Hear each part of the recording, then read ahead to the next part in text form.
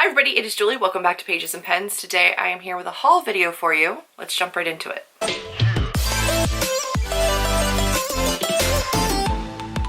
In today's haul, I have a couple different things for you. I have two books that have come from publishers. I have a wallet that I want to share that I got from Jord that I'm very excited for. I have an entire haul of ebooks that I wanted to talk to you guys about because, again, we're trying to save shipping for essential products right now in the current state of the world. So I did purchase a whole bunch of ebooks and I want to just show you what's on my Kindle, what I've just recently purchased, what I'm excited to read. We're going to get into that. This would be separate from any kind of Kindle Unlimited reading because I don't currently have one of those going on. So it's just things that I've bought recently. And then I do have a book outlet purchase that I placed, I want to say like pretty early into the social distancing data sale running, and I debated getting something for a while. And I think I had things in my cart for like 4 or 5 days, and then I finally just went ahead and bit the bullet because there was a couple things in there that I was really interested in. It is not a large haul by any stretch of the imagination. It's just kind of what's come into my collection recently. Anyway, let's start off with Jord. Jord is a company that I've worked with a couple times in the past. They have really amazing wood watches. They've extended their range to include some handbags, wallets. They kind of have been expanding a lot in general. So this is how their stuff comes packaged inside. You can see it comes in this little bag. Inside of here is the Jord wallet. It has red lining and a silver zipper. It has this amazing black like faux leather. This is a vegan wallet. And then this is like a black cork. It's a sustainable cork. Inside of the wallet, we have a couple different slots. So there are slots over here for your credit cards. On this side as well, there are slots for credit cards, so on both sides. And then in the middle, there is a zipper for change and such. I have found that this is not going to necessarily fit my cell phone because I do have an iPhone 7 Plus and I have a pop socket on the back, so it doesn't actually fit my cell phone. I actually use a backpack as a purse because I'm a nanny and I need to have a ton of stuff with me on the go, and I always have a book in there and a ton of other things. So I have like a keychain wallet that just has like my debit card, my driver's license, my insurance card, and a couple bucks. And then I usually keep a wallet for my other cards, credit cards, store cards, etc. This is what I've been using this for. Cork is really, really tough and durable, and the vegan leather on this is really nice and soft. So I've been really enjoying it. If you've tried their watches or you've been interested in trying their stuff, but you're just not like a watch person, this might be a good option for you. Really happy to have that. And from publishers, I got The Summer Deal by Jill Shalvis. This one is by William Morrow. I don't know a ton about this. This one came unsolicited. I'm not mad about it, except for the fact that I'm not really into contemporary romance summer books right now. I'm like super thriller horror right now. So we'll see when I get to this one. This one comes out in June. It's about a girl who desperately wishes she had it together, but her personal life is like a ping pong match that's left her scared and hurt after many attempts to get it right. In search of a place to lick her wounds and get a fresh start, she goes back home to Wildstone, where Kinsey Davis is there battling serious health issues her entire 29 years of life. She's tired of hoping for anything. She's tough and fierce. Bryn and Kinsey are half-sisters. Bryn runs into Kinsey's lifelong best friend Eli, who is a childhood crush of hers, and he's easygoing, fun, sexy. We have half-siblings, we have a childhood crush, we have going back home to get your life together. Seems like we've got some kind of chronic illness. We'll see how this one pans out. I'm not against it, I just am not really in that vibe. Similarly, I cannot tell you how excited I am for Take a Hint, Danny Brown by Talia Hibbert. I loved Get a Life, Chloe Brown, and I know I'm going to love this book. Just really have not been in the mood for contemporary romance. This is another June release, so I have time before it comes out, and I am genuinely very excited about it. The representation in these is always fantastic. It's an own voices author. I'm very, very excited for this one. It is a companion to Get a Life, Chloe Brown. We follow her sister, Danny, and this one I believe has fake dating. Romantic partners, whatever their gender, are a distraction and a drain at worst. So she has asked the universe for the perfect friends with benefits, and then somebody comes in and it turns into a fake dating, Can they keep dating for the sake of like his publicity because he's an ex-rugby player, I guess. I do enjoy fake dating. I do enjoy her stories. I love her characters. I love her writing style. I know it's going to be super smexy. We're going to see how I get along with this one. I'm sure I'm going to like it. It's just when I get to it, right? Then let's get into Book Outlet. I did not get that many. I really held myself back. Also, this box has been sitting outside, quarantined for days until I could bring it back in. So it is safe. I am touching it, but it is safe. And then we'll do the ebooks last, because I don't know that I've ever done an ebook haul, but like I said, I bought a whole bunch of stuff recently. That's what we're looking at. I'm just going to pick up from the top. I'll pick up the one that you guys could see right off the bat, which is Little Girl Gone by Jerry Schmidt. This one is a thriller. It is taut and tense. It is a great tale to jumpstart the series. I didn't know it was a series. This one just says that on a frozen night in Minneapolis, a baby is abducted from her home after her teenage babysitter is violently assaulted. Parents are frantic, police are baffled, perpetrators already in the wind, and the trail is getting colder by the second. Again, thriller, horror, mystery, like I'm here for all of that right now, so pretty into that one. And I did look at like mild reviews on these books just to make sure I was going to enjoy them. I picked up another Frederick Bachman. This one is Things My Son Needs to Know About the World. This one I think is more nonfiction. It's more just advice and a letter for his son. I'm sure it will still be adorable and amazing. This one was like, it was only a couple bucks. I'm just excited to continue to grow my Bachman backlist. I will read all of them at some point. Right now might not be the exact right time for it, just because emotions, but I am excited to have another one of them. Oh, this is, I think, the only other one that's not a thriller, and that is Aaron Hahn's You'd Be Mine. This one, I believe, is about a girl who's a country music singer. She was born into country music royalty, had a charmed life, and then her parents tragically die. So now at the age of 17, she's still sorting out to do. She could stay at her grandparents' farm, out of sight from the public eye, or she could go out and play her own music. And then there's Clay. Clay is a country music superstar, a heartthrob, and a mess. His label is worried about him. So we're going to see how the two of them play out together. But I do enjoy her social media presence. I'm excited to give that one a read. And then we have one that I added as like a last minute add-on. This is the Mary Spinster Tales of Everyday Horror. This is by Mallory Ortberg, or edited by her. I don't know if they're all by her or not. It's a collection of stories, and I think they're dark fairy tales adapted from beloved children's stories made horrific. Updates traditional children's stories and fairy tales with elements of psychological horror, emotional clarity, and a keen sense of feminist mischief. I'm here for this. It's also very short, deckled edges, but we're gonna see. I'm intrigued, and so I picked it up. Again, short stories are great for like readathons and stuff, so I figured it wouldn't be bad to have. I have The Passenger by Lisa Lutz. Again, I don't know anything about it. It's a horror, mystery, thriller, and I saw it on Goodreads. It got good ratings. This one is suspenseful, character-driven mystery the term page turner was coined for. Her husband's corpse, still warm at the bottom of the stairs. She has to go on the run. The police figure out that she doesn't officially exist. They'll start asking questions she can't answer. She's desperate to keep the past buried, and our heroine hopscotches across the country, adopting and shedding identities. Along the way, she collides with Dominic, a cop with murky motives, and the troubled Blue, a woman who sees through her disguise and who may be friend or foe. I'm gonna give it a try. Then we have one that genuinely terrifies me. I think this is more like horror than anything else. This is The Escape Room by Megan Golden. I don't have a fear of small spaces, but like being stuck in an elevator doesn't sound like a great thing for me. If you've read this one, let me know. I know a lot of people have been reading it. I also just received His and Hers by Alice Feeney, which was an ARC I got at ALA. My wonderful friend Caitlin said that she actually really fell in love with Alice Feeney when she read I Know Who You Are. This one, she said, messed with her head in like a really, really good way.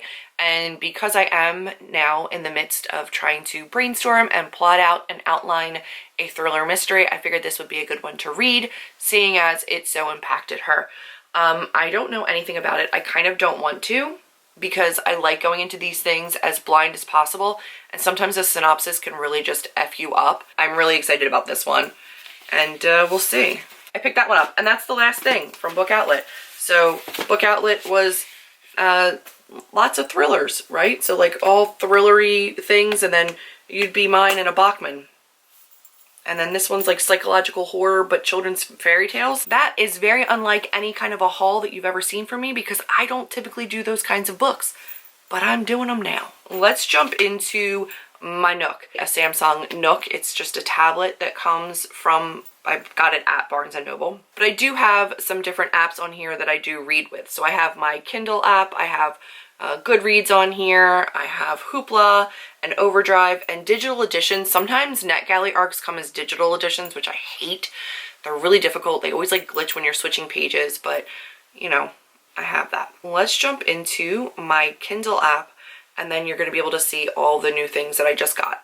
So first up is, let's see, do we have a cover on this one?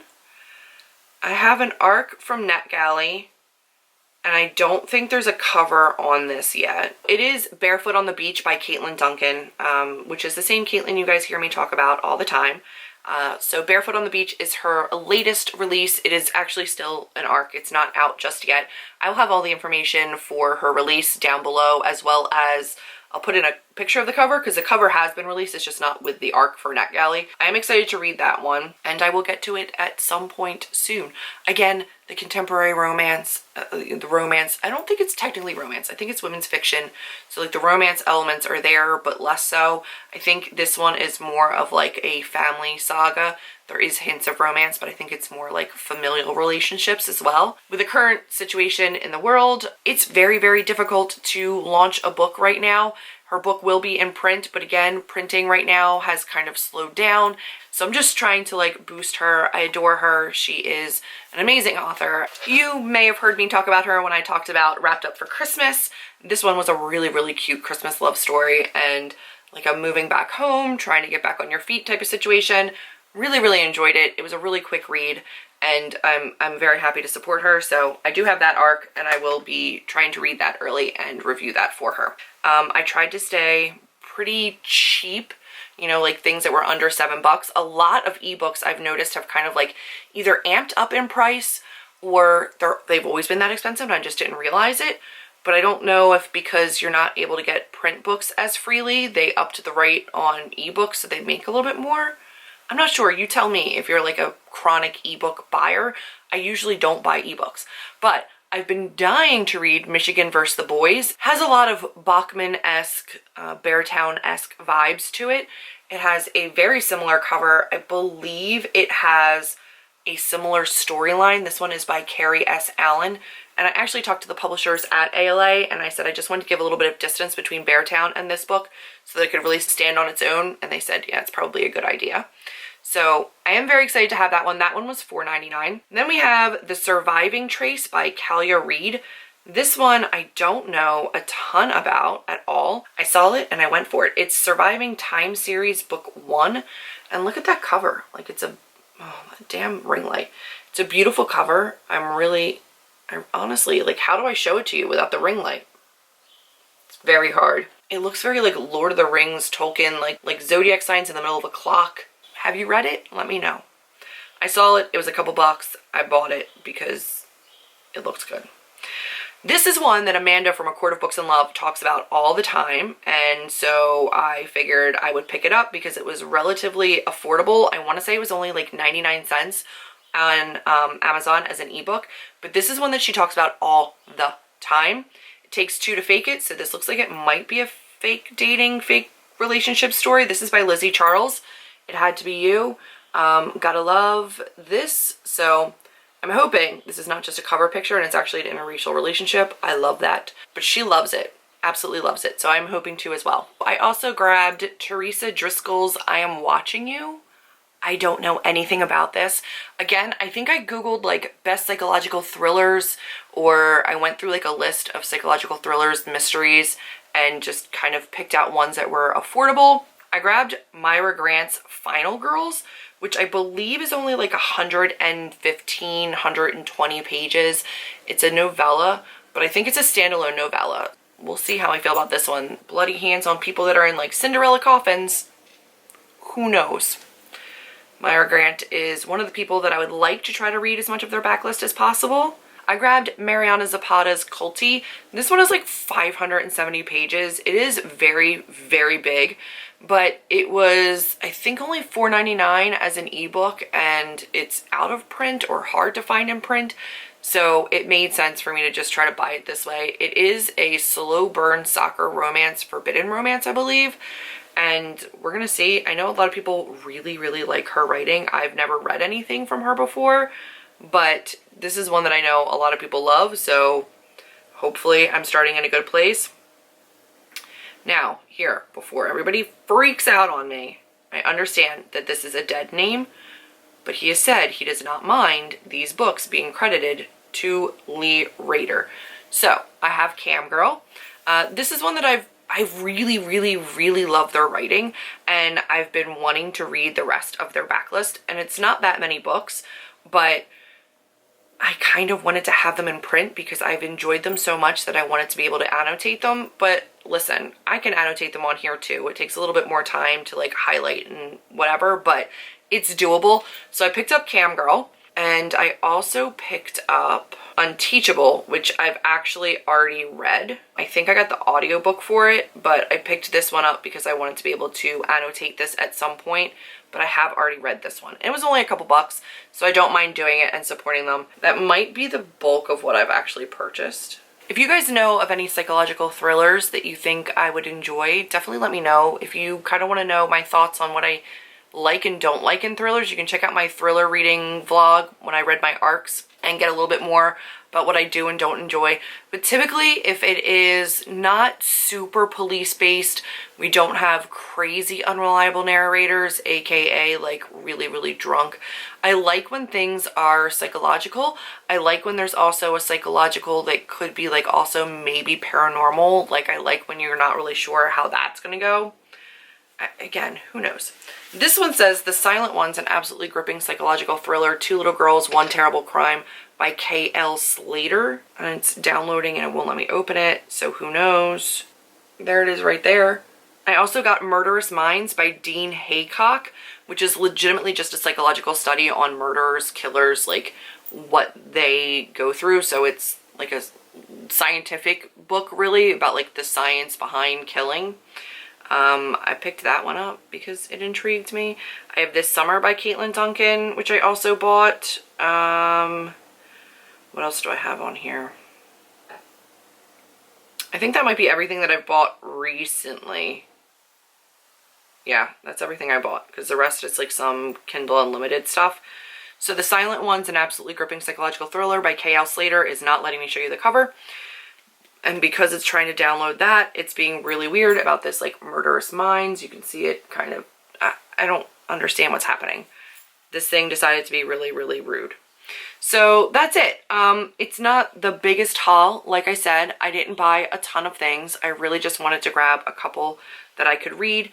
I've been home and I believe I'm going to continue to be at home for a little while. I think I'm going to be doing like FaceTime tutoring with the kids that I nanny for and working with them online a little bit.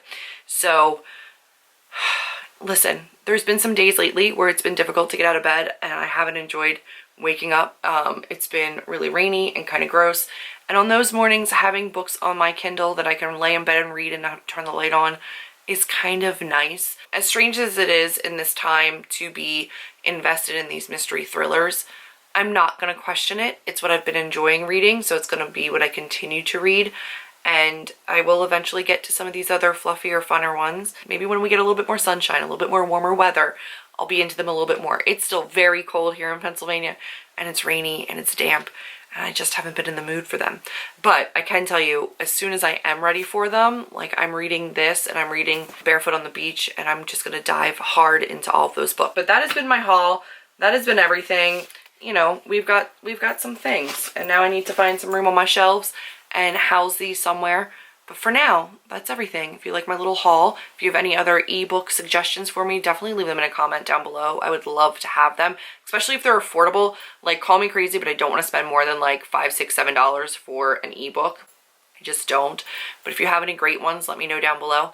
That's it for this one. If you liked it, be sure to give me a big thumbs up, click subscribe, and I'll see all of you in my next video. Bye, guys.